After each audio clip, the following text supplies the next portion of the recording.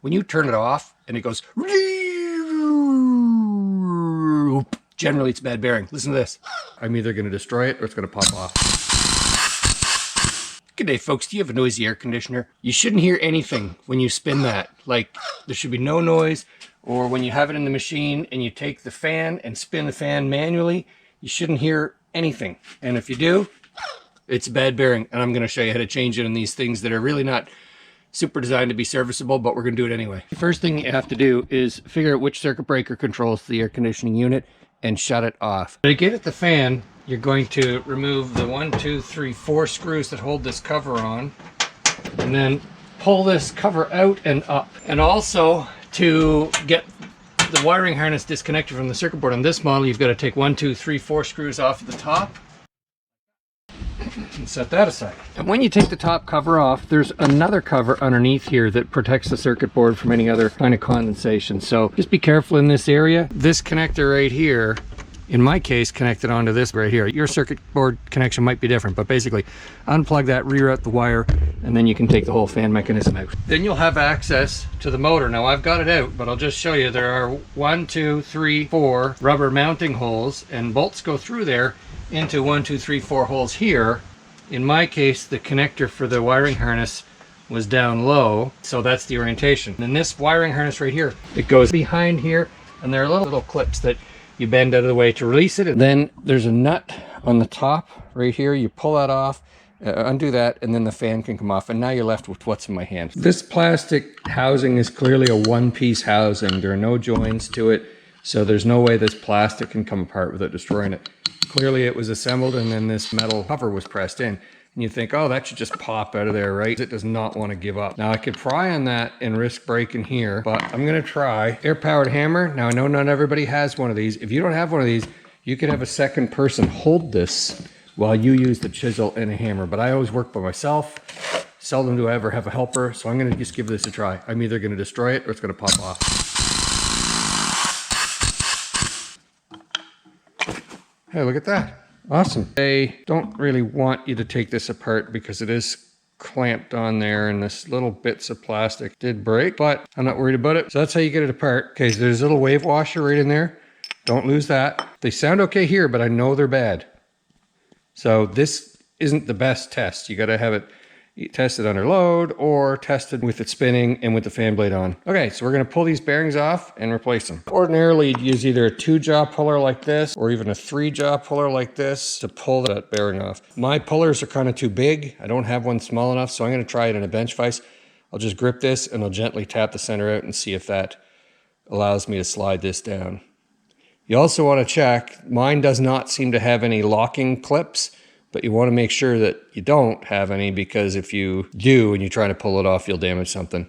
The final thing I'll tell you is you want to be very careful of this threaded surface. It won't take much pounding on that to cause the threads to get messed up. So I think I'm actually going to take a socket to fit over those threads to bind up on this so I can pound on the socket and protect those threads. If I can't, I'll be putting this nut back on and pounding on the top of the nut. Let's go.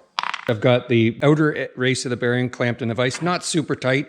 If I crank that tight, I'd crush the bearing and maybe make things worse. And then I've got a 6mm socket to fit over those threads, so those threads will be protected. So there's a rusty surface of the shaft. I'm going to use some emery cloth and clean that first. Put your hand down here in case the thing does really release. You don't want to fly on the floor. Unfortunately, at this stage, I am going to have to tap on the end of that shaft a little bit, so I will put the nut on there. Put the nut on backwards if you like, doesn't really matter. I'm not going to tap that hard.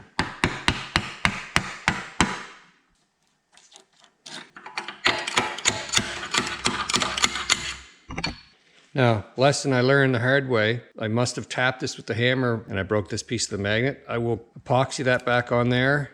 The other option is you leave it out, but then your motor might be unbalanced, so I'm not going to do that. That's really unfortunate. If it hadn't been for that, I could have had this repair done in about 10 minutes. Now I'm mixing up a little bit of JB Weld. Not a big deal, but I just wish I'd been smarter. If you put too much on, it's going to knock this out of balance. Where it was such a clean break, I'm just putting a little smear on there. So after a magnet is fractured, it doesn't want to stay together. And I'm just holding them with this. I'm not clamping them hard, just holding them in place. So we'll leave that for a day to cure and then we'll be back. Okay, so we got our brand new bearings here, 2 of them, and the easiest way to install them is if you have a bench vise, open it up so the shaft fits through there without any big binding, and take your new bearing, put on like that, and now the vise is going to be supporting the inner race when you drive the shaft down. And you'll notice there's a little clip here. You want to drive the bearing up to that clip, and I don't want to touch any of this magnet surface here. That's it. You'll notice when the sound changes, that means the bearing is driven all the way up to that clip. Close this up, drive that down. And I want to be very gentle because this is a threaded shaft, so I'm just going to gently tap here. And that's all there is to it. It's up against the circlip, so bearings have been installed. Okay, so when I put this together, I put a little bit of grease on the outer race of both bearings and then put this in there first. And this outer race will drop right in there. And there is something I want to point out to you. There's a little notch right here in the plastic. I'm not sure if the camera will pick it up, but there's a corresponding hole in this cover right there. And you want to make sure those are perfectly lined up. And the little dimple in the plastic and this wire harness are facing down. So that means the hole in this cover right here also has to face down. So with the hole in the plastic lined up with the hole in the metal cover, just going to work my way around. So upon further inspection, there was a gap difference between this metal and that plastic housing as you looked around the circumference here. And I realized tapping alone wasn't going to do it. I mean, I could have pounded it harder, I suppose, but I just gently put it in this vise, like one finger on the lever, not like putting a pipe on this. And I pushed it so that I collapsed this into here so that it was uniform all the way around. There's still a little bit of play this way, and that's where the wave washer is compressing. That's doing its job. And it's quiet now. We're all good. So I slid this little rubber cover down, right over flush like that. Next it's time for the fan to go on. So the way you can tell which side goes on first, there's a flat spot in the hole right here, and that corresponds to a flat spot on the shaft right there.